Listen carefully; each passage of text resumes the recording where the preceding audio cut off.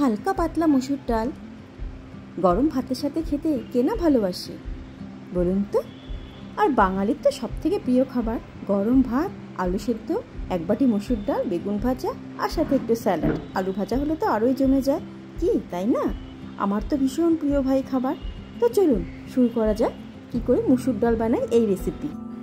আজ আমি নিয়ে এসেছি মসুর ডাল রেসিপি। মসুর ডাল কীভাবে বানাবো সেটাই আমি দেখাবো। তো চলুন শুরু করা যাক।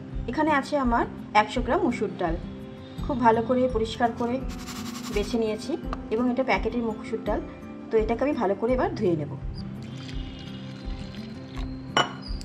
এটা আমি ভালো করে একটু ধুয়ে নেব। ধোয়া জলটা আপনারা ফেলে দেবেন না, যে কোনো গাছে করে দিয়ে দেবেন, খুব ভালো গ্রোথ হয় গাছে। এরকম আমি 2-4 বার ধুয়ে নিয়েছি। এবার এর মধ্যে আমি জল দেব,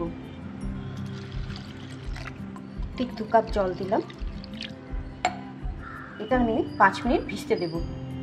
চলুন 5 মিনিট হয়ে গিয়েছে, ডালটাও সুন্দর ভিজে গেছে, একটু ফুলে ফুলে উঠেছে। চলুন দেখুন কি সুন্দর হয়েছে। এবার আমি এটাকে কুকারে সেদ্ধ করব।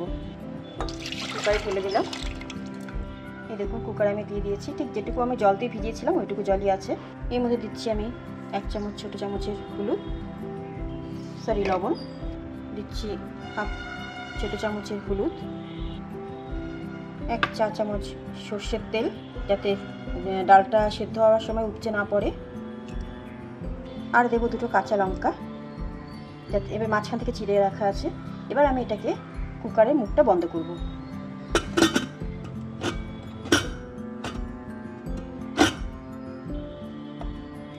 ব্যাস, থেকে আমি এবারে গ্যাসে বসিয়ে দেব। গ্যাস জ্বালিয়ে নিয়েছি, গ্যাসে আমি বসিয়ে দিলাম। ঠিক 2টো সিটি হবে, তারপর আমি গ্যাসটা বন্ধ করে দেব। এই যে একটা মাঝারি মাপের পেঁয়াজ আর এই 5-6 কোয়া রসুন, টমেটো, কাঁচা লঙ্কা, এটা আমি ছোটো ছোটো পিস করে এখন ভালো করে ধুয়ে কেটে নেব। তো চলুন কেটে নিই। তো দেখুন আমার সিটি পড়ে গিয়েছে 2টো। এবার আমি বন্ধ করে দেবো গ্যাসটা। তো এই দেখুন আমার কিন্তু পেঁয়াজ, রসুন, টমেটো, কাঁচা লঙ্কা আমার কাটা হয়ে গিয়েছে কুচি কুচি করে। ঠিক আছে, আমি রসুনগুলো একটু ফাটিয়ে ফাটিয়ে নিয়েছি, তো এই যাতে গন্ধটা ভালো আসে। তো চলুন এবার দেখি ডালটার কী অবস্থা হলো।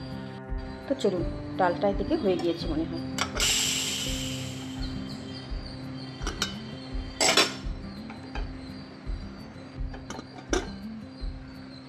দেখুন খুব সুন্দর সেদ্ধ হয়ে গিয়েছে, যেরকম আমি চাইছিলাম, একটু আধা ফাটা। তাহলে ডালের মসুর ডালের মানে কি ফ্লেভারটা ভালো আসে, টেস্টটা ভালো হয়। এই যে এরকম। এটাকে আপনি এবারে যদি ডালের কাটা থাকে তাহলে গুটিয়ে নিতে পারেন, নইলে হাতা দিয়েও এরকম ছোটো ছোটো করে আস্তে আস্তে ম্যাশ করে নিতে পারেন। তো আমি একটু ম্যাশই করে নিচ্ছি।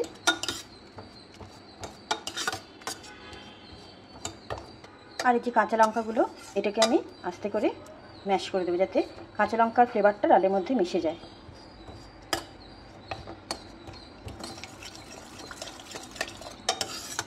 আমার ডালটা রেডি। এবার আমি সম্বার দেবো ডালটাকে।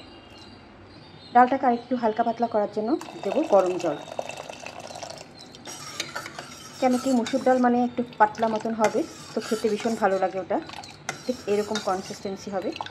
তো চলুন আমার ডাল রেডি। এবার আমি সম্বার দেবো। কড়াই গরম হয়ে গিয়েছে। এই দেখুন দেবো আমি 1 টেবিল চামচ সর্ষের তেল।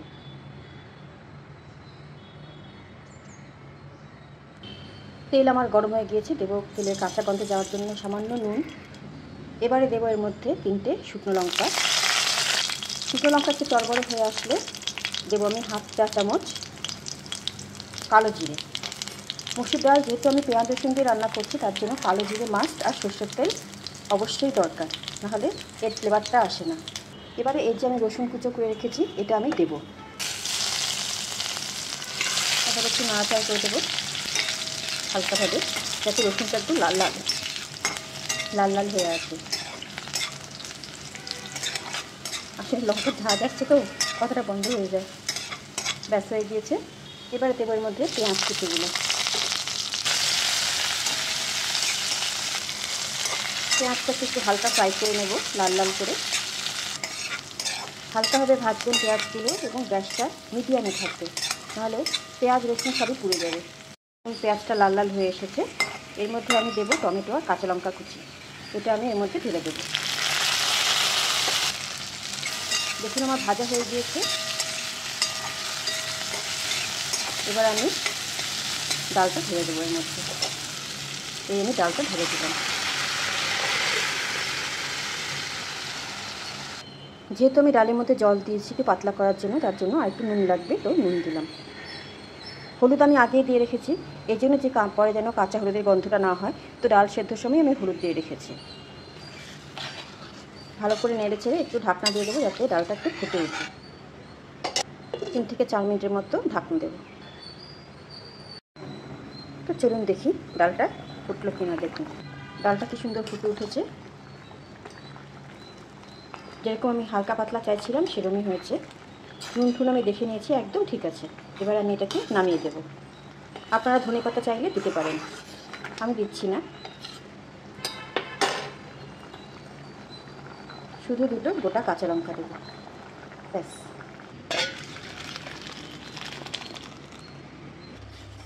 দেখুন তো কত সুন্দর হয়েছে। ভাত, ডাল, আলু ভাজা, আলু সেদ্ধ, বেগুন ভাজা, বাঙালির প্রিয় খাবার। এর থেকে অমৃত কিছু হতে পারে নাকি?